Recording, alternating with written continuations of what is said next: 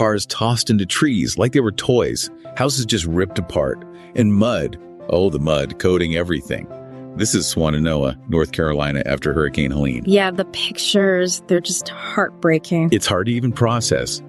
The Washington Post article we're diving into today, it really captures the devastation. One resident even said, "Our whole life was here, just gone." It's one thing to see the numbers, the statistics of how many homes were damaged or destroyed, but it's another thing entirely to hear it put like that. It really gets to you, doesn't it?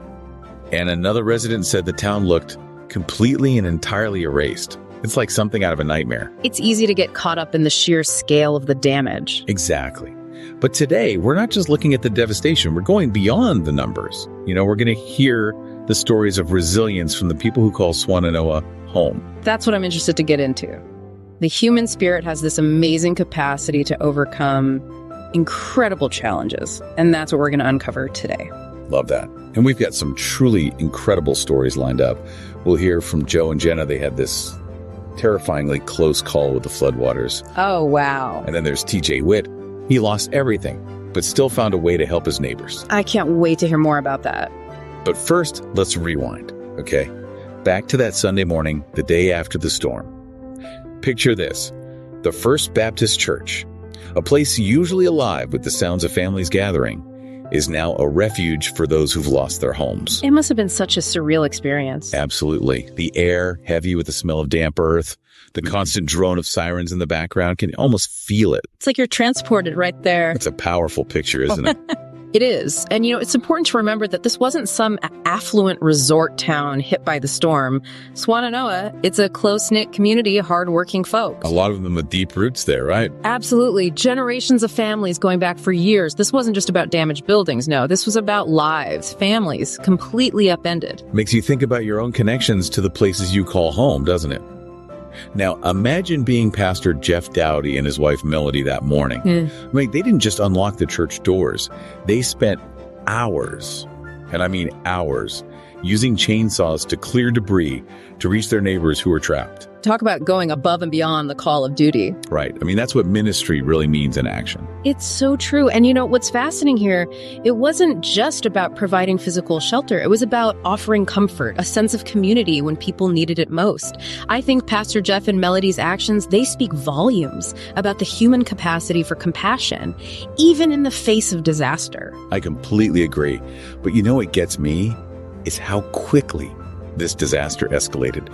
We're going to meet Joe and Jen in just a second, but their story, and it's not just theirs, so many others in Swannanoa, it really highlights just how quickly, in the blink of an eye, a natural disaster can turn from bad to absolutely terrifying. That's the thing about natural disasters, right? They're so unpredictable. Exactly. In this case, we're talking about flash floods. Right. And those are notoriously dangerous. They can change everything so fast. Transform a calm stream into a raging torrent in a matter of hours, sometimes even minutes. It's crazy. And people get caught completely off guard. That's exactly what happened to Joe and Jenna. So it's still early, Friday morning, the storm's just starting to hit. They wake up, little water in the yard. Okay. Nothing too crazy, right? We've all seen a little rain. But picture this, just an hour later, their entire house is submerged. Under 4 feet of water. Oh my God. 4 feet. That's chest high on most people. That's unbelievable. We talk about disaster preparedness, but stories like this, they really drive home just how critical it really is. Right. Flash floods are the perfect example. Like you said, that rapid escalation, that's what makes them so dangerous. It's terrifying to think about. And for Joe and Jenna, this wasn't some hypothetical. They are trapped. The water's rising higher and higher by the minute, and their 911 calls are failing. Oh, no. Can you imagine that feeling? Just the panic, the desperation, every second counts. And they're forced to make these split-second decisions. It's the kind of situation you can't even really understand unless you've lived through it. I know. And reading the article, it's heart-stopping. But even amidst all that chaos, there are these incredible glimpses of, resilience.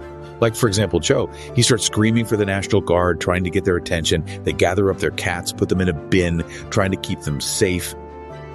These small acts in the face of such danger, it really speaks volumes, doesn't it? It does. It speaks to their character, to their strength.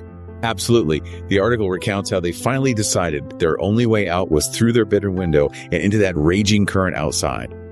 Jen actually says, if we don't get out now, we're not getting out. Yeah.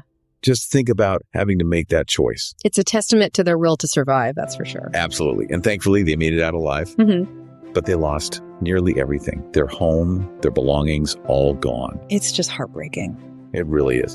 And back at the church, while donations are starting to trickle in, resources are incredibly scarce. But that's where we meet someone who truly embodies the spirit of Swannanoa, T.J. Witt. So for K.J. Witt, this man just watched his house slide down the mountain. His whole life gone. It's just unimaginable. And what does he do? He fires up his grill. You're kidding? Nope. Wow, I don't even know what to say. It's incredible, right? Like the smell of burgers, mingling with the muck, the debris. It's like a symbol, right? Exactly, of hope, of defiance. In the face of utter devastation. That's what gets me about TJ's generosity. It speaks to that spirit, that community, this wellspring of compassion that even a disaster like this can't extinguish. Well, couldn't have said it better myself. And, it's not just any barbecue, right? He brought enough meat to feed his entire family for months. That was the plan. Take care of his own. And now he's sharing it with anyone who needs a hot meal, needs a little bit of normalcy in all this chaos. It really makes you think about what's important. It does. And it speaks to something, doesn't it? Something really profound about what it means to be human. That impulse to come together, to offer comfort, to offer support when it's needed most. TJ's story, it's a powerful reminder of that. It really is. But the road to recovery after a disaster like this, it's long, incredibly difficult. It is. It takes time. Think about Joe and Jenna, right? The couple we met earlier who barely escaped their flooded home. We learned later in the article they're back in Swannanoa, covered in mud, trying to salvage what they can from the wreckage. Jen says, our whole life was here. Oh, it's just heartbreaking. And they know it's going to be a long road, rebuilding, but they're determined to do it. Right there. It's Swannanoa. It speaks to those deep roots, doesn't it? That sense of belonging that even a disaster like this couldn't erase. And it highlights something so important about this whole idea of recovery. It's not just about rebuilding houses, rebuilding structures. It's about rebuilding lives, rebuilding hope for the future.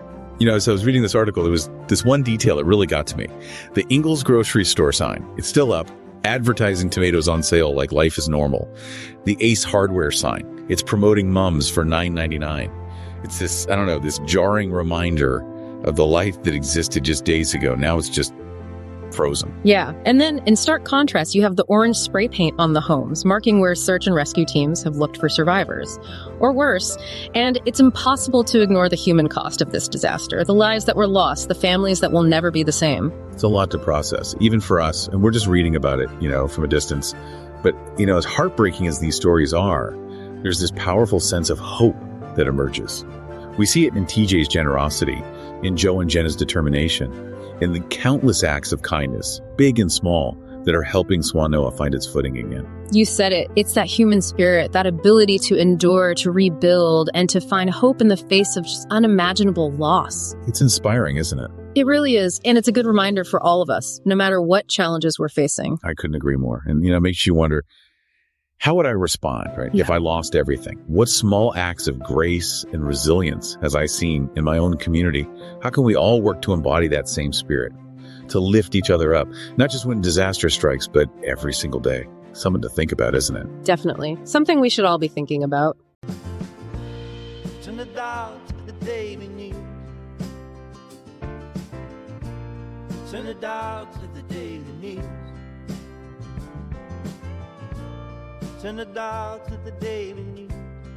Bringing voices, headlines, and choose. We turn the dial to the daily news.